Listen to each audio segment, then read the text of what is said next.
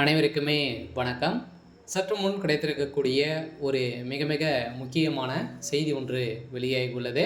சற்று முன் 7 ஆண்டு சிறை, உதயநிதிக்கு எதிராக நீதிபதி இறுதி தீர்ப்பு. பாலியல் வழக்கில் வசமாக சிக்கிய உதயநிதி ஸ்டாலின், இது மாதிரி பார்த்தீங்கன்னா செய்திகள் வெளியாயிருக்கு.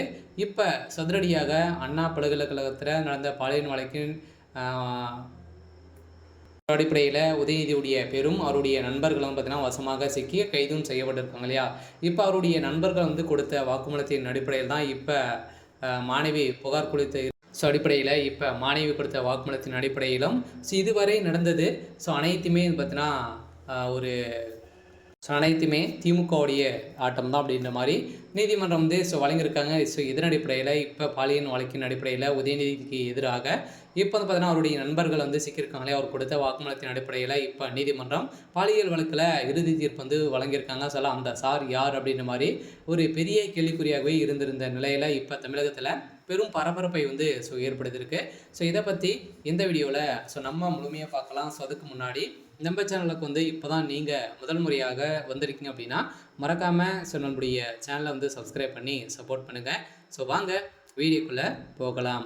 பார்த்தீங்கன்னா உதயநிதி ஸ்டாலின் அவர்களும் பார்த்தீங்கன்னா ஏற்கனவே பாலியல் வழக்கில் அவருடைய பேரும் அடிபட்டு இருந்தது இல்லையா. இதை தொடர்ந்து 5 மாதங்கள் கழித்து இன்று தீர்ப்பு வழங்கப்பட்டு இருக்குது. இந்த தீர்ப்பின் அடிப்படையில் சென்னை அண்ணா பல்கலைக்கழக மாணவி தெரிவித்த பாலியல் குற்றச்சாட்டில் கைது செய்யப்பட்ட ஞானசேகர் எதிராக வழக்கில் சென்னை மகளிர் நீதிமன்றம் பார்த்தீங்கன்னா இவருக்கு 30 ஆண்டுகள் பார்த்தீங்கன்னா சிறை தண்டனை வழங்கிறதாங்க இல்லையா.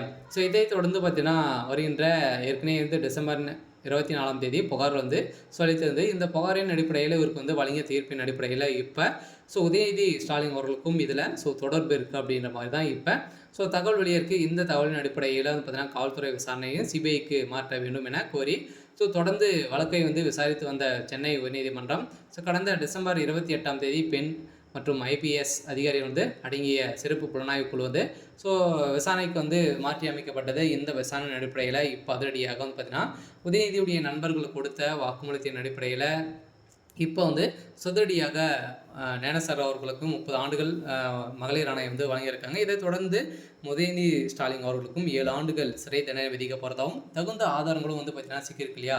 ஏற்கனவே உதயநிதி ஸ்டாலினுக்கு எதிராகவும் பார்த்தீங்கன்னா நிறைய வீடியோக்களாலும் பார்த்தீங்கன்னா வீடியோவாக இருந்துச்சு. இந்த வீடியோக்கின் அடிப்படையிலும் அதே மாதிரி அவருடைய நண்பர்கள் கொடுத்த வாக்குமூலத்தின் அடிப்படையிலும் உதயநிதி ஸ்டாலின் அவர்களுக்கு எதிராக நீதிபதி தீர்ப்பு வழங்க போகிறாங்க. இந்த தீர்ப்பின் அடிப்படையில் உதயநிதியுடைய கதை ஒட்டுமொத்தமாக முடிய போகுது. சரி, ஓகே. இன்னைக்கான அப்டேட் இதுதான். மறக்காமல் நம்மளுடைய சேனலை சப்ஸ்கிரைப் பண்ணி